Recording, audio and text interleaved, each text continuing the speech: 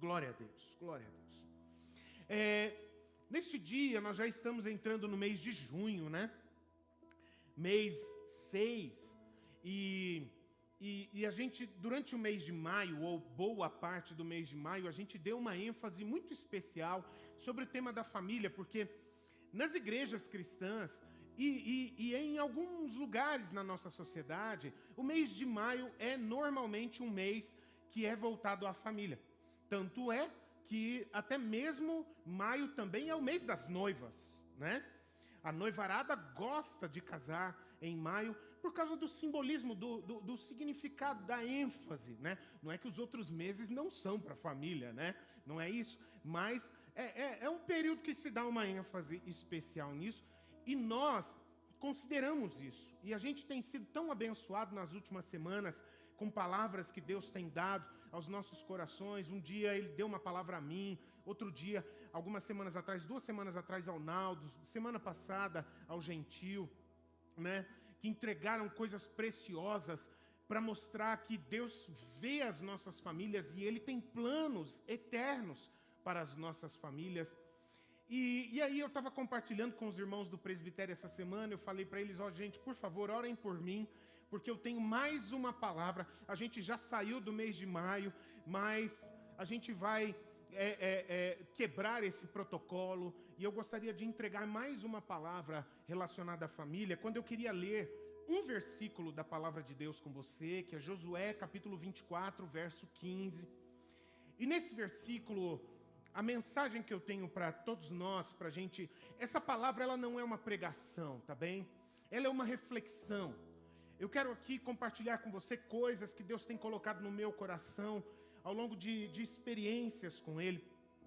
E eu gostaria de deixar no seu coração, como título para essa mensagem, para essa reflexão, de que família é resultado de escolhas.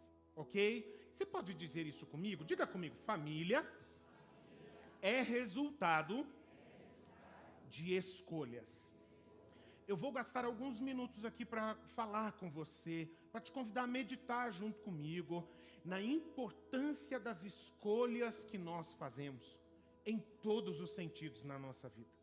E você e eu, a gente ter o nosso coração com temor de verdade de que as nossas escolhas, elas pesam muito diante de Deus, em toda... Tá com um pouquinho de microfonia aqui. Gente, por favor, vocês puderem me dar essa força aí.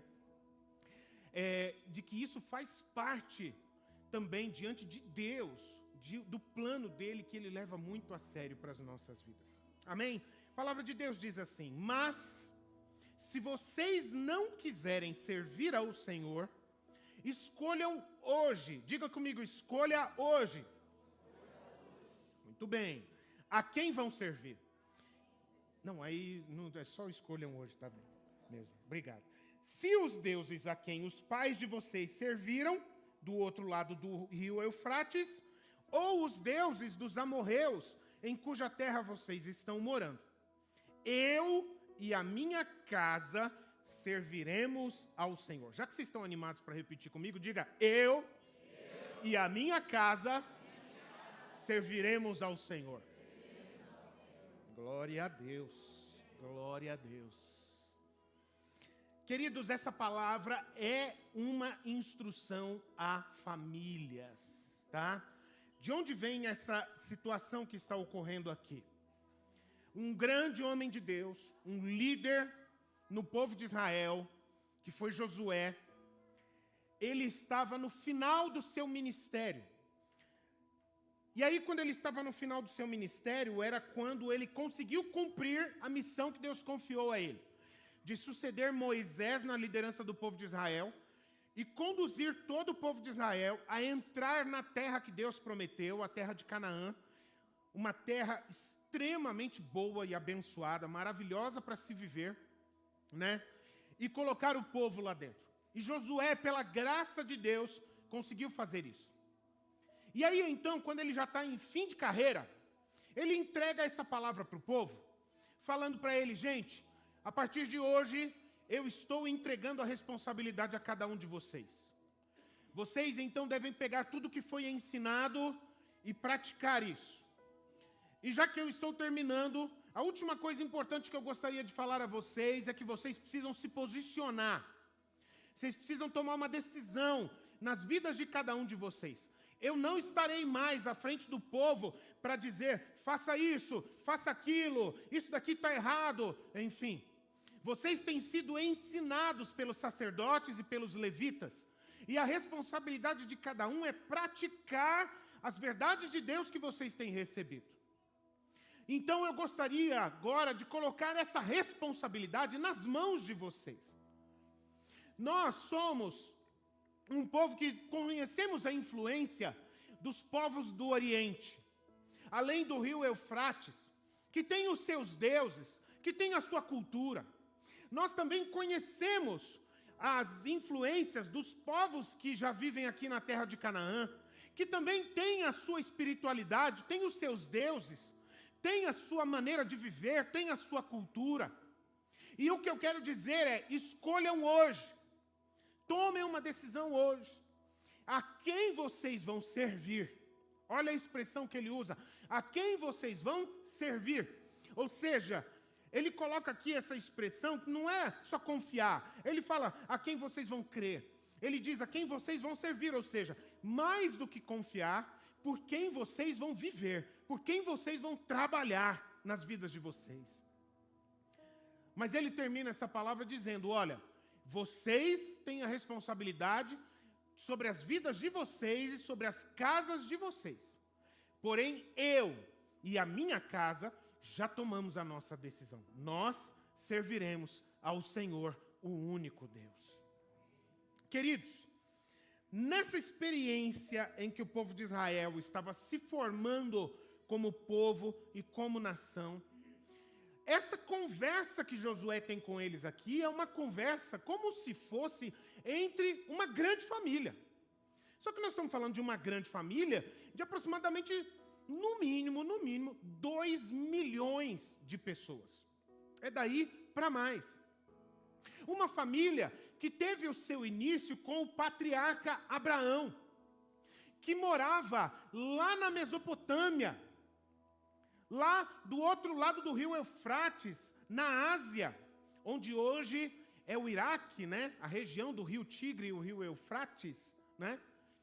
Ele morou para lá e ele tinha, antes de ter a sua experiência com Deus, ele tinha toda uma bagagem de influências, de referências de outros deuses, de outras experiências religiosas que influenciavam o modo dele viver. E ele veio caminhando pela direção do Senhor, teve uma experiência com Deus, e depois ele fez a sua escolha. Mas a história do povo de Israel, eles conheciam os deuses que o pai deles, Abraão, o patriarca deles, Abraão, já conhecia desde lá da Babilônia. Até aquele momento em que eles estavam ali, diante dos povos cananeus, né, da região de Canaã, que também tinham essas suas experiências. E ele falava, até vocês se tornarem esse grande povo que é hoje. Vocês, cada um tem a sua tenda, o seu lar. Cada um tem o seu clã. Qual que é a diferença entre a tenda e o clã? Era assim que o povo de Israel era formado. A tenda era como que a família da casa. É aquela família que mora dentro da mesma casa. É o pai, a mãe, os filhos, basicamente, né? Enfim. O clã é a família com os parentes. Quando fala, a Bíblia fala do clã, está falando não só da família do lar, da casa, da tenda, mas está falando do tio, do primo, do vô, da avó. Toda essa grande família é o clã. E aí, juntando vários clãs, haviam 12 tribos no meio de Israel, no meio do povo de Israel. Na verdade, 13, com a tribo de Levi também, que tinha uma missão especial no meio do povo. E aí, juntando todas as tribos, eles se formaram num povo que veio a se tornar uma grande nação. Tanto que essa palavra de Josué, quando dá a eles, eu e a minha casa serviremos ao Senhor, como essa escolha que ele faz a respeito dele, ele faz a respeito dele e da sua tenda, da sua família, da sua casa, a sua esposa e os seus filhos. Ele fala, é como se ele estivesse falando em outras palavras. Gente, olha, cada um é responsável por si, cada um tem a sua tenda, a sua casa, a sua família, tá? Decidam cada um de vocês são responsáveis por escolher a vida que querem viver, o caminho que querem seguir. Porém, a minha esposa, os meus filhos, já reunimos e já tomamos a nossa decisão. Nós serviremos ao Senhor. Sabe, queridos, isso daqui é muito importante que a gente perceba que não está se falando apenas de experiência espiritual e religiosa. Não está falando apenas de fé, quando se fala sobre a que Deus vai seguir, cada um vai seguir. Muito mais do que isso. Escolher o Deus a quem servir era a dica que Josué estava dando para cada um deles, para que cada um deles tivesse também um bom plano de vida. O nosso Deus, o Deus em quem nós cremos, o Deus a quem nós servimos, Ele vai ser o princípio fundamental para tudo nas nossas vidas. A partir da nossa fé, a partir do Deus em quem nós baseamos as nossas vidas, tudo mais vai ser influenciado. Nossa maneira de pensar, nossa maneira de sentir, nossa maneira de tomar decisões, os projetos, os planos que nós vamos realizar, isso vai afetar todo o resto. É por isso que eu digo que Josué não estava falando só de fé, ele estava falando de vida, de um princípio fundamental que vai influenciar todas as áreas da vida. Queridos, quando nós, né? Quando cada um de nós temos um princípio na nossa vida, um fio da meada, uma espinha dorsal, que é o referencial para tudo na nossa vida, vai ficar muito mais fácil a gente tomar as decisões. Quando nós temos um princípio fundamental na nossa vida, fica muito mais fácil nós decidirmos quais serão os passos que nós necessitamos dar na nossa vida. Fica muito mais claro até mesmo de dizer sim para certas coisas, eu quero isso, sim, isso serve para mim, por quê? Porque o princípio fundamental da minha vida é esse. E para outras coisas dizer não. Mas por que você está dizendo não? Porque o princípio fundamental da minha vida é esse, isso não serve para mim. Por quê? Porque eu sei o que dirige a minha vida. Porque eu sei em quem a minha vida está baseada. Eu sei que tipo de pessoa eu quero ser. Eu sei aonde eu quero chegar. Quando nós temos um princípio, queridos, fica muito mais fácil fazer todas as outras coisas na vida. Você está entendendo isso que eu estou falando aqui? É muito difícil praticar isso hoje em dia. Eu entendo, eu sei disso. Porque nós vivemos numa geração, queridos, onde nós somos hiper influenciados. Nós somos hiper informados. A gente tem um número enorme de referências no mundo da política, no mundo da arte, no mundo da moda, no mundo da culinária, no mundo dos esportes, no mundo do entretenimento, no mundo da pesquisa da ciência, no mundo da fé, no mundo da espiritualidade. A um clique, nós somos a geração da internet, a um clique, a gente tem um número enorme de influências que bagunçam a gente. Muitas dessas coisas encantam a gente, muitas dessas coisas impressionam a gente, e aí a gente fica, poxa, qual que caminho que eu vou seguir? Que vida que eu vou viver?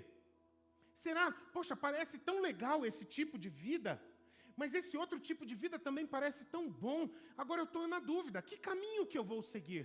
E por que esse conflito acontece, gente? Porque não tem princípio. Se tivesse o princípio, seria mais fácil tomar as decisões. Descomplicaria todo o resto do processo. Querido, se você não entender mais nada que eu falar nessa noite, se você guardar isso, que todos nós precisamos de um princípio fundamental que venha nortear as nossas vidas.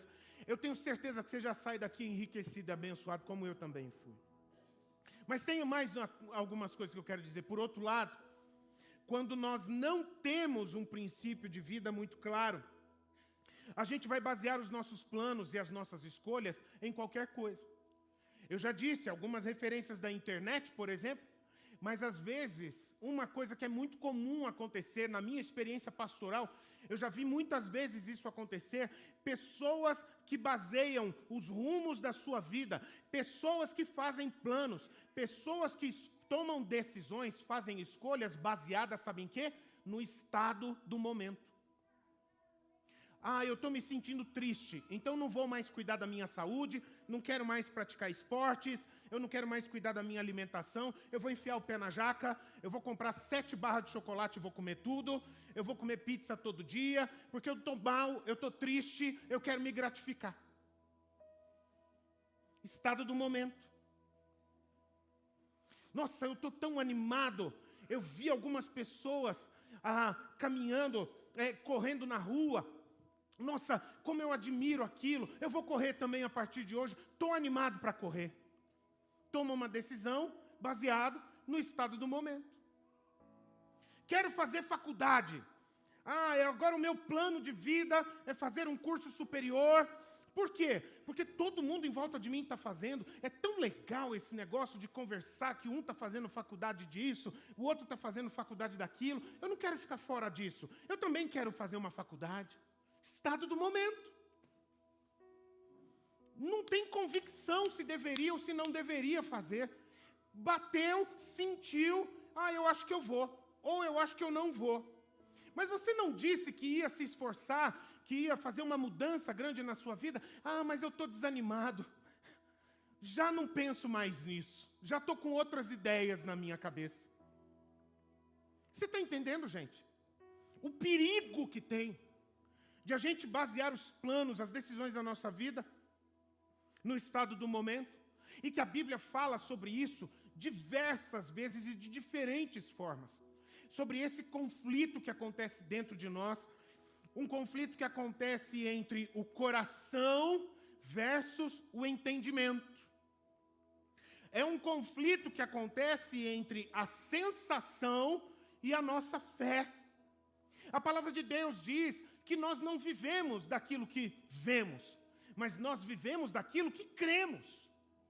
Porque a fé é a certeza das coisas que se esperam.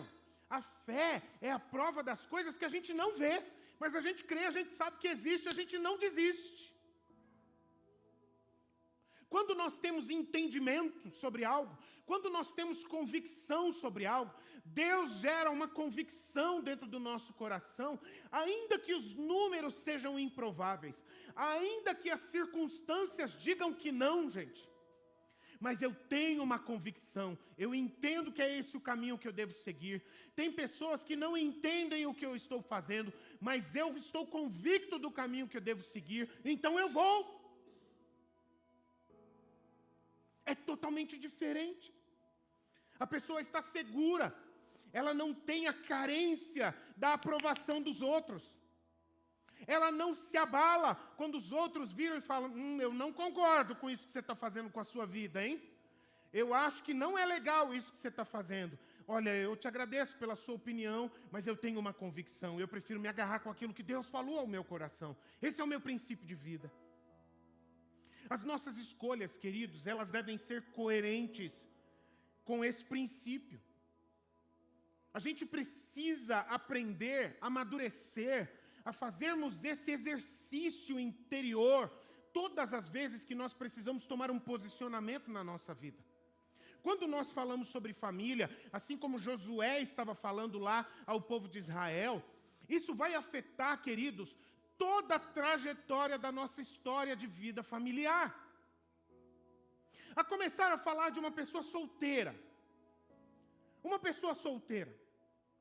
Aí, então, ela vai ouvir essa palavra semelhante à que Josué falou ao povo, e ela vai fazer a escolha da sua vida, sobre a sua vida espiritual.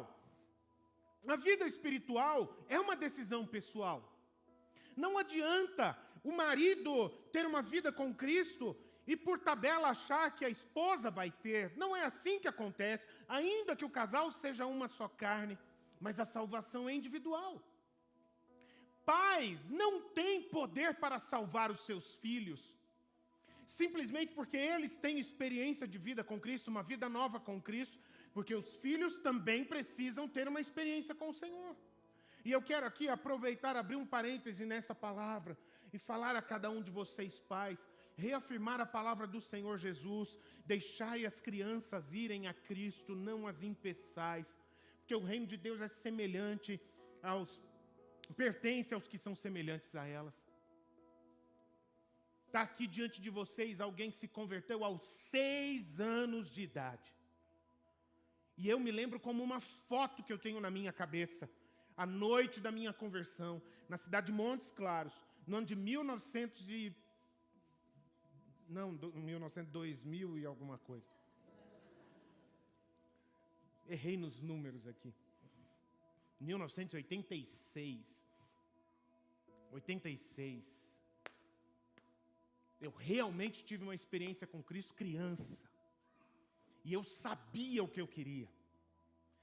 Eu posso dizer que eu não tinha a maturidade para entender algumas coisas sobre a vida espiritual. Mas a maturidade, ela vem com a experiência com o Senhor. Ela vem com o caminhar com Cristo. E isso vem, é só continuar. A experiência é o processo, né? Mas eu preciso dizer isso a você. Queridos, quando nós fazemos a nossa escolha sobre a nossa vida espiritual, assim como nós falamos agora no momento da ceia, a pessoa que se converte a Cristo, que nasce de novo, um novo homem, uma nova mulher pelo Espírito de Jesus Cristo, essa pessoa, ela tem um novo fundamento na sua vida, ela tem um novo propósito na sua vida. E essa aliança que ela tem com Cristo vai passar a nortear todas as decisões da sua vida. Tudo que ela planeja fazer, ela vai decidir, ela vai trabalhar, amadurecer isso a partir do relacionamento que ela tem com Cristo, entendendo qual que é a prioridade de Cristo para a vida dela. No meu caso, quando eu era novo, eu tinha um monte de planos. Eu queria trabalhar em tal coisa, eu queria ganhar dinheiro assim, eu queria fazer isso, aquilo. Mas na minha vida com Cristo, um dia, Ele virou para mim e me chamou: André, os meus planos para você são outros. Deixa todas essas coisas, porque eu quero que você dedique a sua vida inteira a pregar o meu evangelho e fazer discípulos para levar o meu reino por toda a terra. E estou eu aqui. Por quê? Fruto das experiências que eu tive com o Senhor. As minhas escolhas. Eu só moro em Curitiba, estou falando um pouco de mim, é o meu testemunho, né? Eu moro em Curitiba por causa dos planos de Deus para a minha vida. Nunca tinha passado pela minha cabeça isso. Mas por causa dos planos de Deus, pelo chamado de Deus para a minha vida, por causa do ministério, é que eu estou aqui. Quando nós temos a nossa vida baseada no Senhor, tudo que virá pela frente tem que passar pelo crivo da vontade de Deus e do propósito que Deus tem para a nossa vida em Jesus Cristo. Aí a gente vai pensar numa outra etapa da vida, que é a etapa de pensar em ter um relacionamento e formar uma família. Quando nós temos um entendimento sobre qual é o princípio fundamental da nossa vida, a gente vai saber qual que é o tipo de relacionamento que serve para nós e qual que é o tipo de relacionamento que não serve para nós. E aqui eu preciso falar uma coisa a vocês solteiros. Solteiros, eu tenho uma palavra do Senhor para você nesse momento. Uma coisa que me perguntam muito, normal, e eu gosto de conversar sobre essas coisas. Como encontrar a pessoa certa? A pergunta de 1 milhão. Como encontrar a pessoa certa? E eu vou dizer para você que eu sei como é que a maioria das pessoas faz. Deixa eu dar uma olhada no bico aqui para continuar esse assunto. A maioria das pessoas faz essa escolha baseada naquilo que sente. Então, Até mesmo uma pessoa, muitas vezes uma pessoa, eu estou dizendo a maioria, né? Uma pessoa que tem uma aliança com Cristo. Mas ela normalmente, ela vai movendo a sua busca baseado naquilo que chama a atenção dos seus olhos e que acelera o seu coração. Aí, qual que vai ser a próxima etapa que ela vai fazer? Ela vai orar. Aí ela vai falar, Deus, eu estou sentindo. Deus, tem uma pessoa que eu não paro de pensar nela. Tem uma pessoa que eu não paro de olhar para ela. O que o Senhor tem a me dizer sobre isso? Tem alguma coisa de errado em fazer isso? Não, necessariamente não. Mas eu vou dizer para você, é o caminho mais perigoso que tem. Sabe por quê, gente? Sabe por quê? Você sabe por quê? Você já viu alguém apaixonado orando, gente? Alguém que está vendo passarinho verde na rua, falando com Deus. Deus, que seja feita a tua vontade, mas que seja aquela pessoa. E se Deus falar que não? Aí começa a espiritualizar, Deus, eu não entendi direito, vou começar de novo. E tal. E é difícil. Essa disputa que eu falei agora há pouco entre o que a gente sente e o que a gente entende, se a gente chega nesse ponto, bagunça muito as coisas. E normalmente para os solteiros eu recomendo, querido, antes de você pensar em encontrar a pessoa certa, você precisa ser a pessoa certa.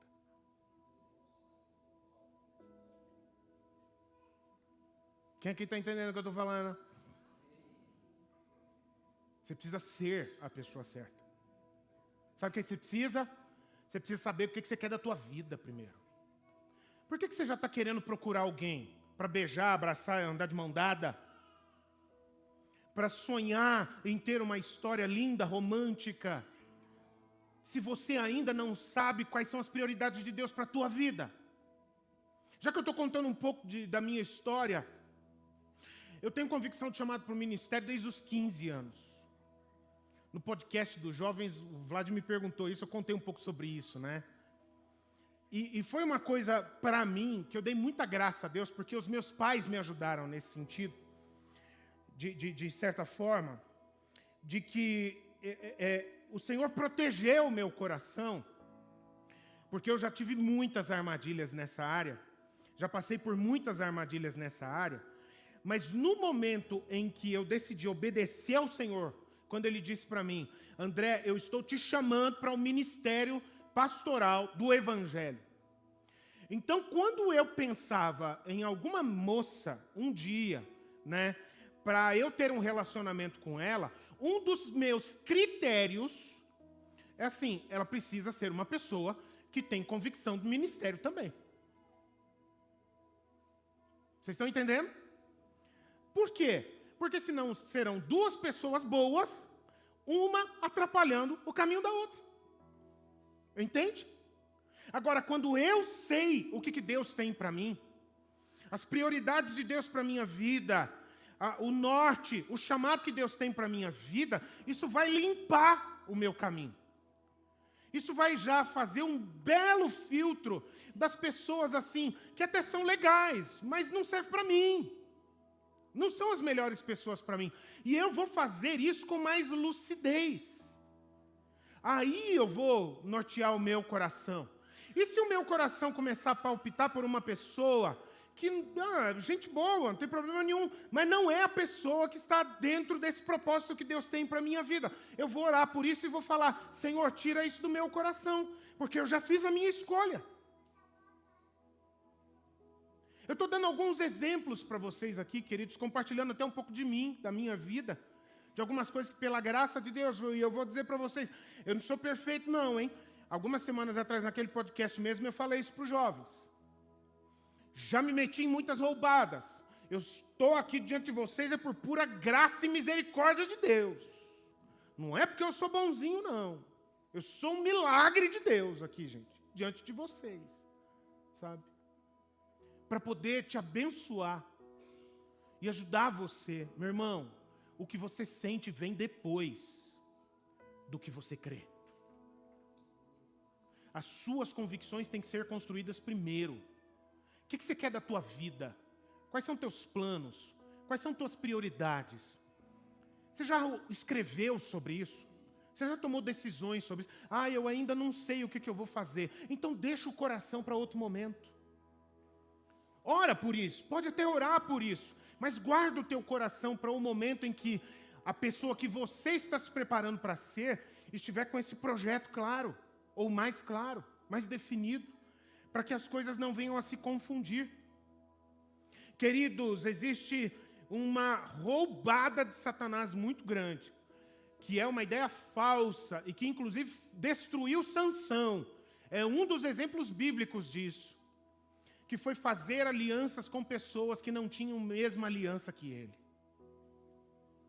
E ele acreditar que depois, não, mas Deus vai dar um jeito, Deus ama a todos, eu estou orando e no final vai dar tudo certo. Não vai por aí, meu irmão.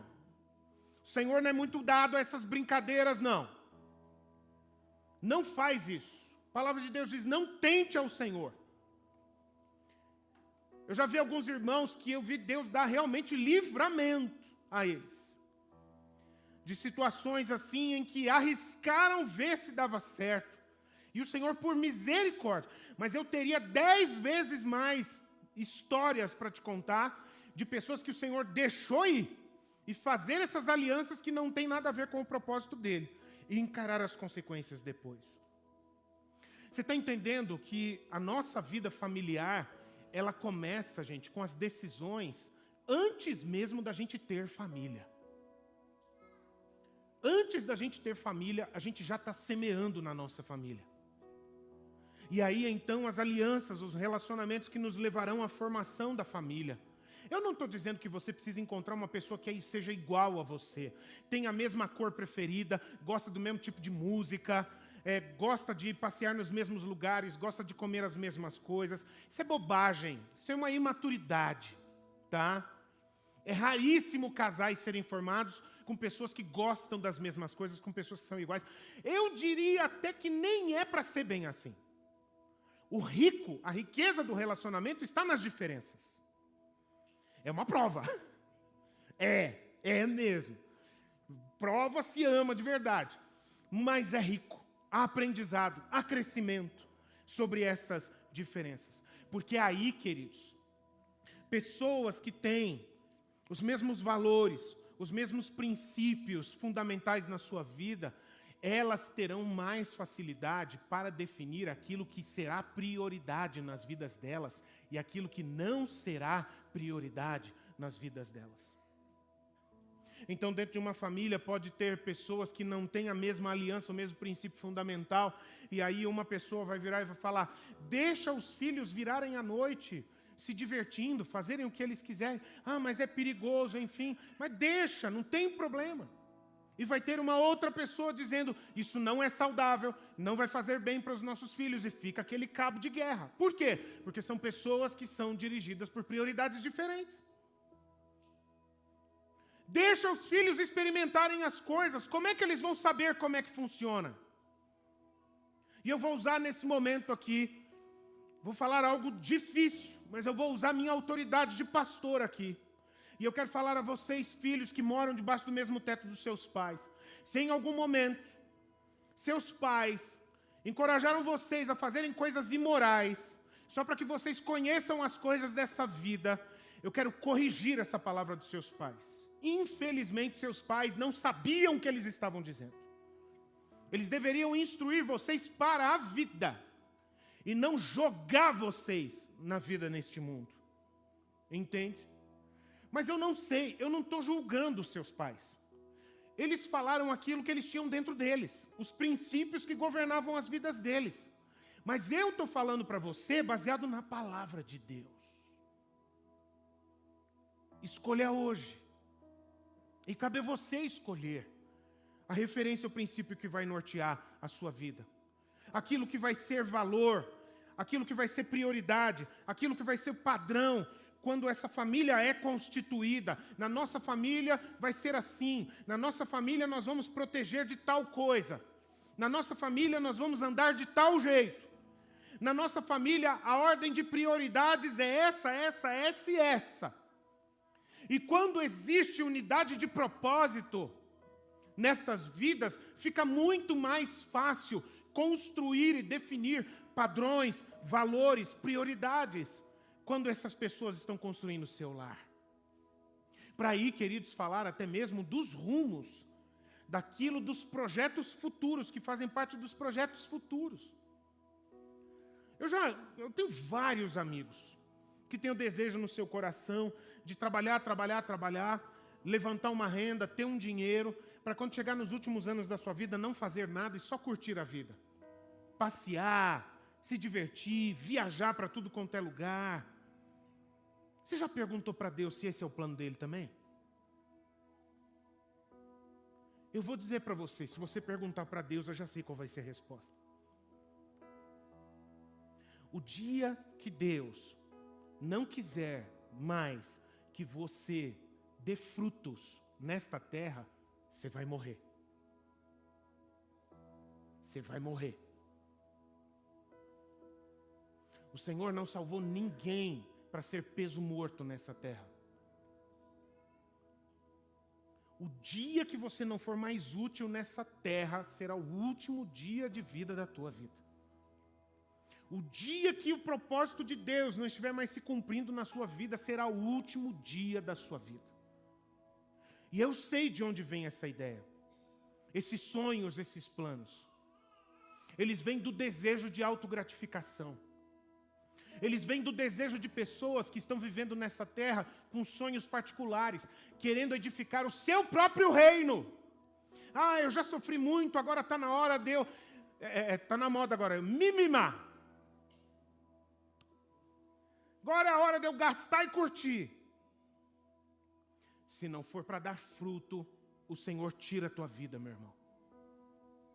Eu tenho um testemunho de um grande amigo, é um testemunho, mas que passou por uma situação terrível. Um grande amigo meu, de anos atrás, que teve uma experiência de conversão a Cristo extrema, radical, assim.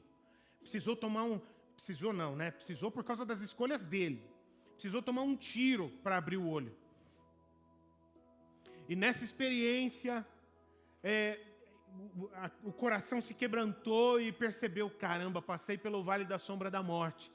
Eu não vou mais desperdiçar um dia da minha vida, estou voltando para Cristo. E ele se aliançou com Cristo.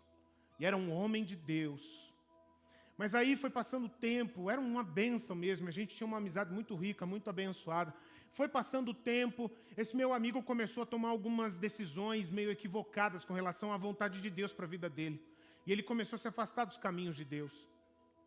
E estava uma dificuldade, a gente não conseguia conversar, não escutava ninguém, enfim, abre teu olho, querido, olha o que você está fazendo com a tua vida, e nada, e só ladeira abaixo, só ladeira abaixo. Aí um dia, conversando com a esposa dele, amiga nossa também, a gente conversando e aconselhando e encorajando e tal, e aí uma vez ela compartilha comigo, com a Mone, falando assim, gente, eu tive uma experiência com o Senhor, e ele falou que por bondade por aquela vida, vai chegar o dia em que ele vai abrir os olhos dele, do meu marido. E quando abrir os olhos dele, Deus vai levar ele, para proteger ele. E foi exatamente isso que aconteceu.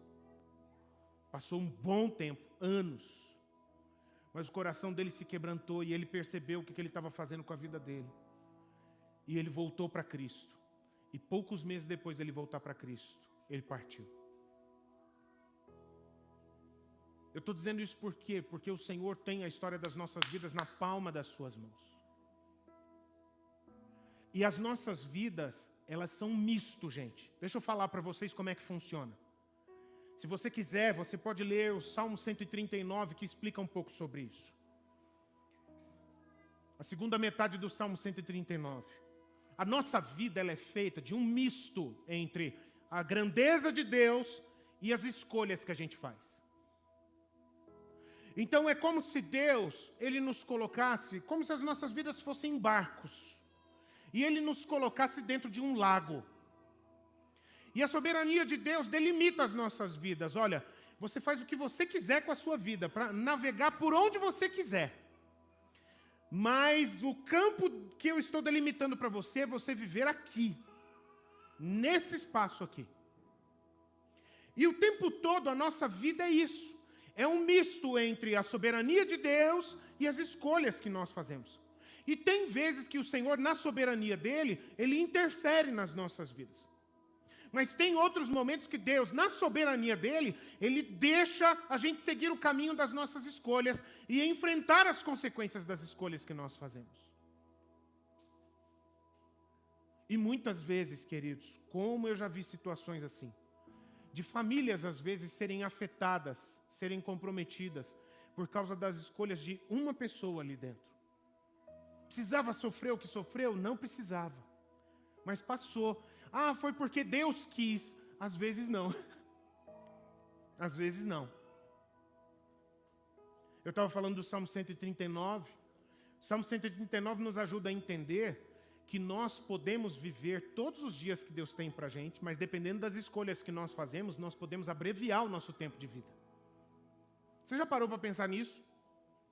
Que às vezes Deus tinha para uma pessoa viver 90 anos e ela morre aos 65. Foi porque Deus quis. Não! Deus queria que talvez ela vivesse até os 90. Mas por que viveu até os 65? Porque ela interrompeu o propósito de Deus na vida dela antes do tempo. E a gente pode afetar as vidas das nossas esposas, dos nossos maridos, dos nossos filhos, dos nossos pais. Às vezes famílias que fazem investimentos gigantescos em coisas inúteis. Famílias que fazem planos extremamente complexos, gigantescos, para nada. Eu não tenho nada contra casa na praia, nada contra. Meus pais moram na praia e eu amo ir para a casa dos meus pais na praia, passar com eles lá, e é uma delícia aquilo. Mas eu já vi algumas vezes pessoas dizerem: o meu sonho é viver tal fase da minha vida e ir morar na praia. E o Espírito tocar aqui, não é isso que Deus tem para essa pessoa. É ir e voltar. É duas alegrias. A de comprar e ir, e a de descer, e a de voltar. Por encarar, pela pior forma, a frustração de perceber que fez um plano que era maravilhoso. O que tem de errado comprar uma casa na praia, gente? Tem nada de errado comprar uma casa na praia. Mas era aquilo que Deus tinha para você. Estava dentro do propósito de Deus. Vai dar frutos isso? Essa que é a questão. E muitas famílias são comprometidas, muitas vezes, por causa de planos como esse. Eu espero que você esteja entendendo aqui que eu não tenho nada contra ir morar na praia. Por favor, é só um exemplo. Que para uns podem servir ou para outros não, tá? E como qualquer outro exemplo que eu poderia falar aqui.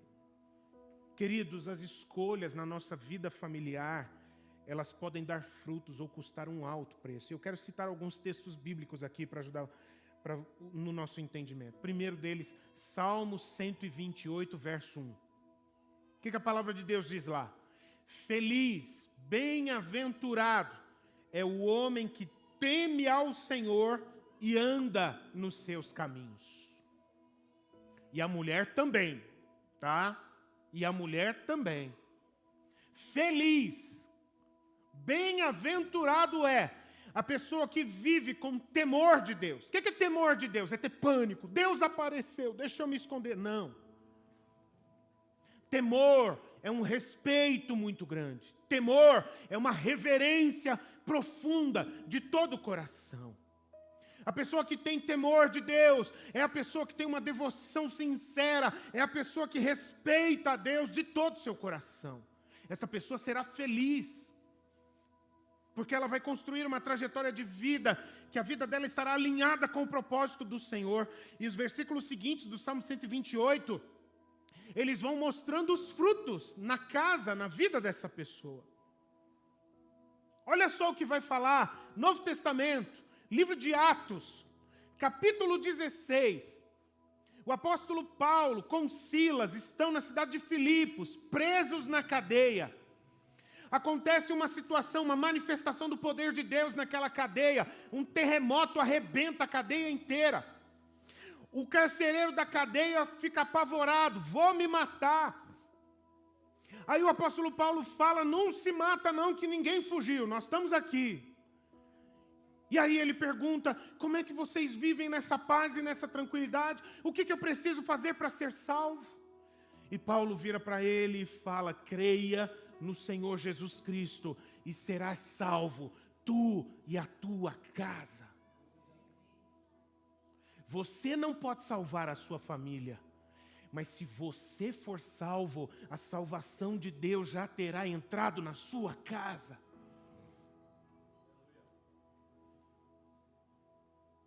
Essa é uma coisa que é para você e para toda a sua casa.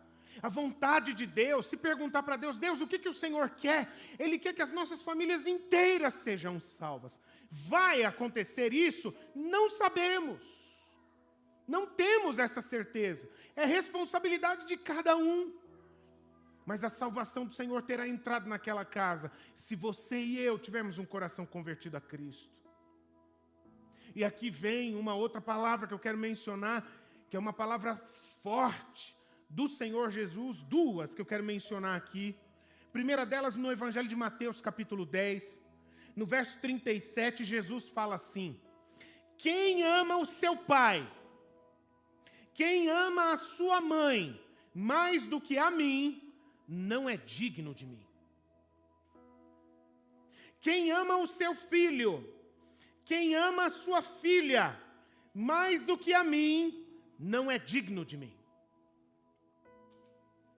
Quem não toma a sua cruz e vem após mim, não é digno de mim. Porque quem acha a sua vida, quem tenta salvar a sua vida, a perderá.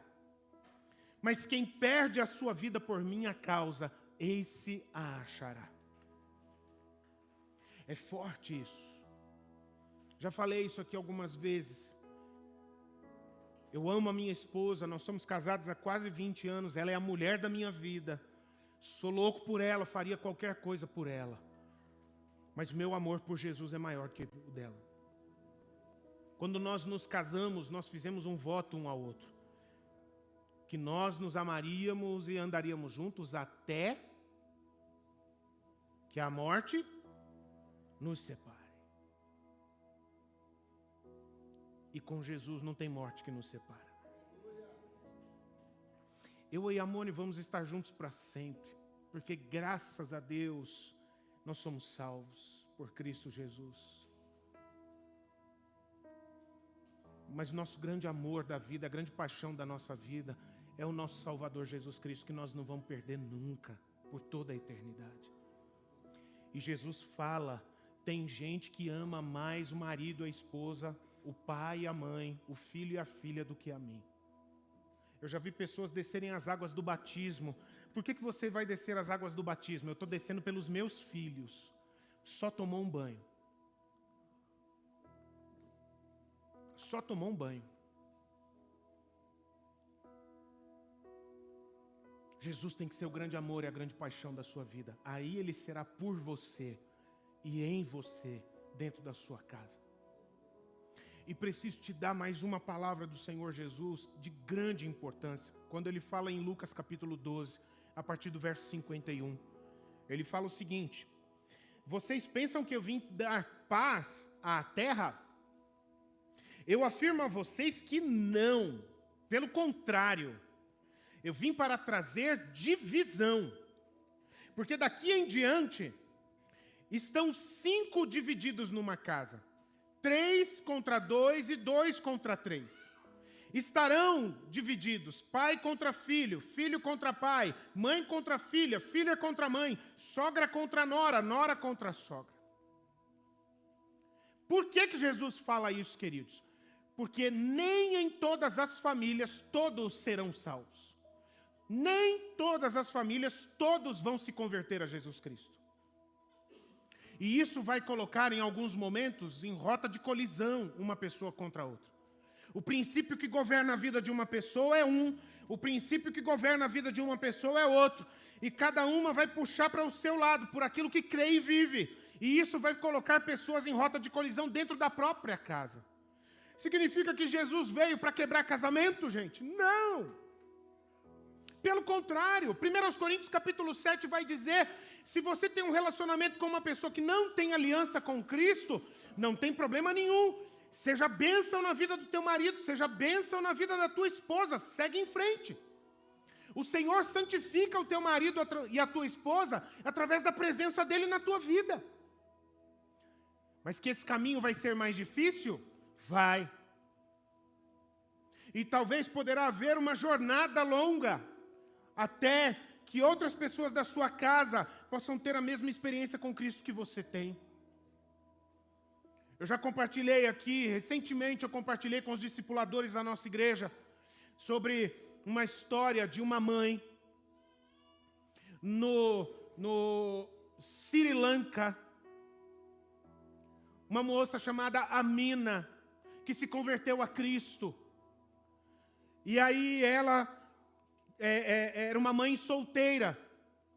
E então a rotina dela era que ela precisava deixar os filhos dela com a sua mãe, com a avó das crianças, para poder ir trabalhar todo dia.